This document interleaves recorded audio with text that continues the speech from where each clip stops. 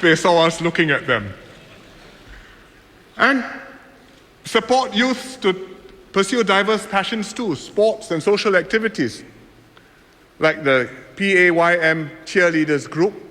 And if this is not exciting enough for you, you can do extreme sports at the Extreme Skate Park at the East Coast Park. I'm very happy that many of our youths are also venturing abroad and they're volunteering in countries all around us. They go with community groups, religious groups, with Mercy Relief, with the Youth Expedition Project, with the Singapore International Foundation. They do all kinds of things: disaster relief, medical care, giving tuition. Here's one young man who's doing something interesting, Mr. Alvin Yap. He's hearing impaired. He graduated from NUS. He works in the publishing industry, but he's active as a volunteer. So this year, he went on SIF's Singapore Volunteers Overseas Program. He went to Dili, which is in Timor-Leste, and he's there for a year teaching deaf children and some adults proper sign language, because the kids didn't grow up with proper sign language, and he needs to teach them the signs and the vocabulary and the grammar and the proper way to communicate. And he's also a role model and an inspiration to the kids, as well as some adults. So here's Alvin with his class, that's him there, and they're saying hello to us. Happy birthday, Singapore!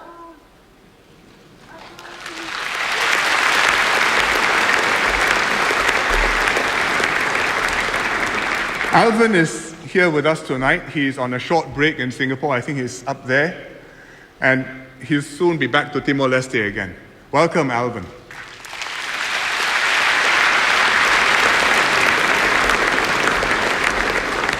I hope more young people will venture forth like Alvin, pursue your dreams, and make a difference to others. One thing we cannot do for the youth, unfortunately, is purposely to create hard times to toughen you up. In fact, we've tried our best to do the opposite, to create a stable and favorable cocoon for Singaporeans to grow up in, and young people to grow up in. Last year's financial crisis might have been a major test, but we emerged more quickly than expected. But the world is still a dangerous place. Nobody can say for the next 50 years it'll be as stable, as peaceful, as prosperous as the last 50 years. Nobody can tell what it will bring.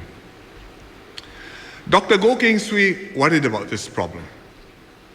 Before he retired in 1984, he made a speech where he talked about many things, but amongst them he addressed this issue. And I looked up the archives and I found the tape, and let's hear him in his own voice. A new generation is emerging. This generation has never experienced hardship. Some of my colleagues, when making this statement, seems to imply that the new generation has thereby committed some gross misdemeanor. And of course, this is not true. Only Dr. Goh will say gross misdemeanor. But the new generation that Dr. Goh was talking about is not today's young people. It's 1984's young people. That means us when we were young. But in the quarter century since Dr. Goh spoke, I think Singapore has not done too badly. And now my generation is similarly concerned about today's young people. It's no fault for anyone not to have experienced hard times. It is not any misdemeanor at all.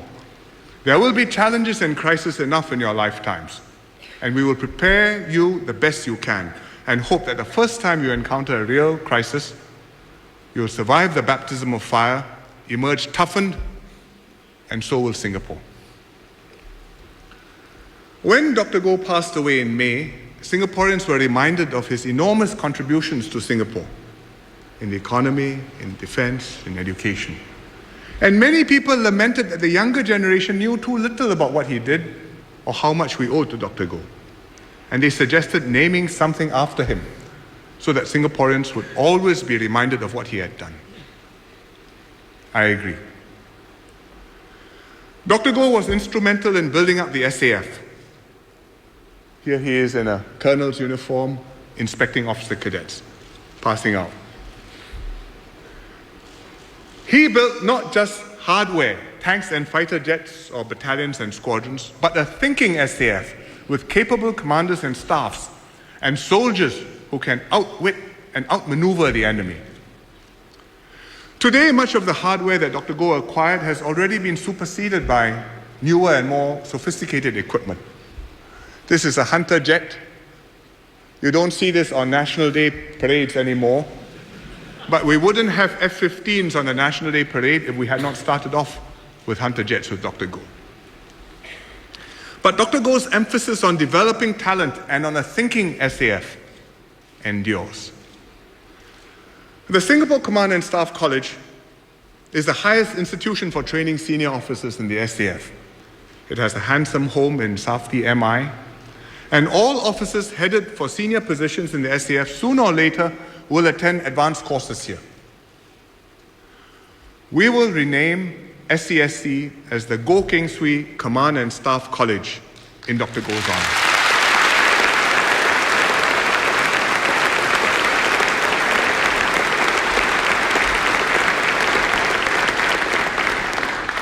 From MINDEF, Dr. Goh went to education. And when he became education minister, he totally revamped the system. He made teaching systematic, he introduced streaming, he fostered a high-quality professional teaching service, and he began the process of continuous improvement that's created a first-class education system admired around the world.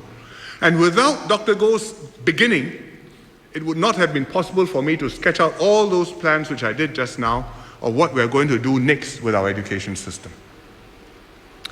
The Ministry of Education has a headquarters at North Buona Vista Road. This is the building.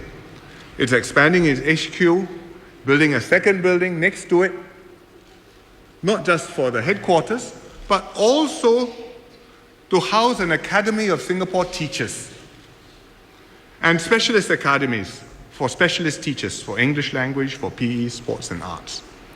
It's like the Academy of Law or the Academy of Medicine. It's meant to upgrade the professionalism of our teachers. And this complex will be the nerve center for Singapore education and a symbol of the importance of education to our young and to our future. And we will name it the Goh Keng Swee Center for Education.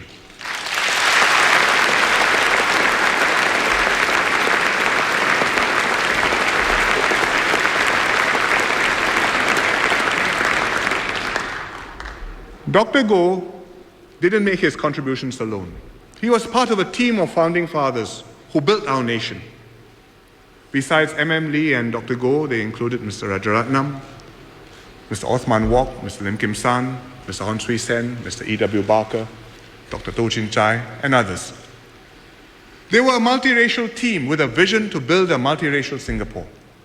And here you see them attending the first sitting of Parliament after we became independent. So this would have been in December 1965.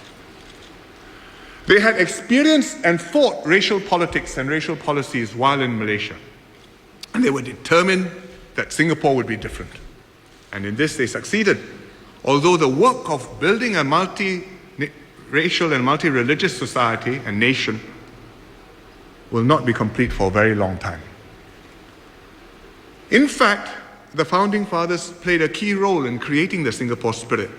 Because before their time, before their generation, the peoples living in Singapore had different loyalties to different countries, to China, to India, to Indonesia. And many of them saw Singapore not as a nation or as a permanent home, but as a place to make a living. And they dreamed of returning to their birthplaces to retire and to die one day.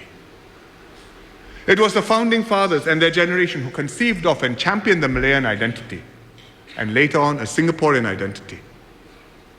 And through the fight for independence, the battles against the communists and the communalists, and then the decades of nation building led by the Founding Fathers, the Singapore spirit gradually took shape.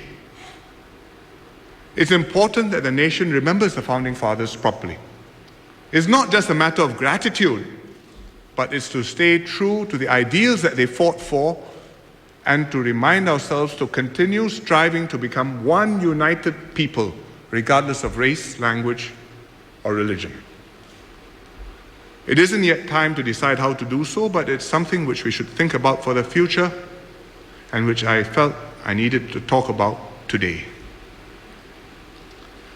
While we remember the past, we also must look forward to the future. In the same speech where Dr. Goh talked about worrying about the new generation not being exposed, he also called on a new generation of leaders to come forth and take Singapore forward. And here's what he had to say about their responsibility. You will then regard the present condition of the Republic not as a pinnacle of achievement, but as a base from which to scale new heights. Not as a pinnacle of achievement, but as a base from which to scale new heights. And indeed, we've scaled many new heights since Dr. Goh retired. We've got high-quality townships, we've got schools, hospitals, Changi Airport, MRT, green and blue spaces, trees and water all over the island. And in Marina Bay, a new city is taking shape. We've connected up all the walkways around the bay recently, and already it's become a favorite destination for Singaporeans as well as visitors. Lots of them, daytime, nighttime, all around the bay. And the bay is getting recognized all over the world as the icon of Singapore. This is the YOG either opening or closing. Both ceremonies were held at Marina Bay. Both were spectacular shows against a spectacular backdrop. Here you see one of the items at the opening ceremony. I think we should congratulate the organizers and the performers and the creative minds behind this show.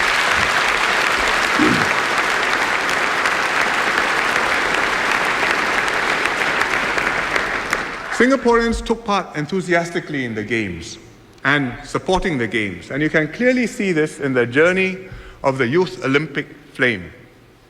Started in Greece, in Olympia, went through 5 cities, 5 continents, including Berlin, and then it went on to Auckland, New Zealand, went to Seoul, and then it arrived in Singapore, where 2,200 runners took it around all our constituencies and towns, and lots of people were involved, young and old.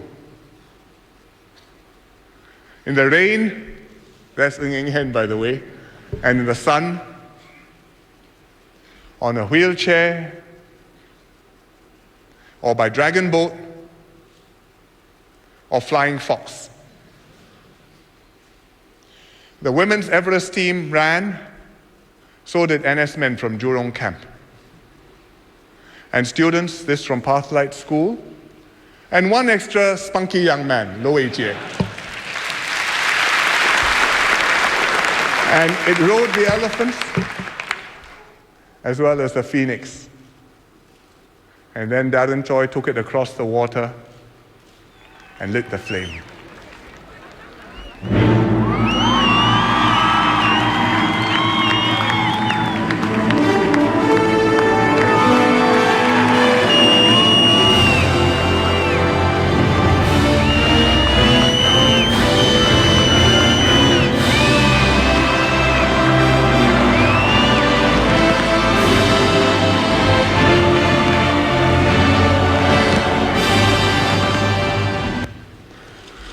So I think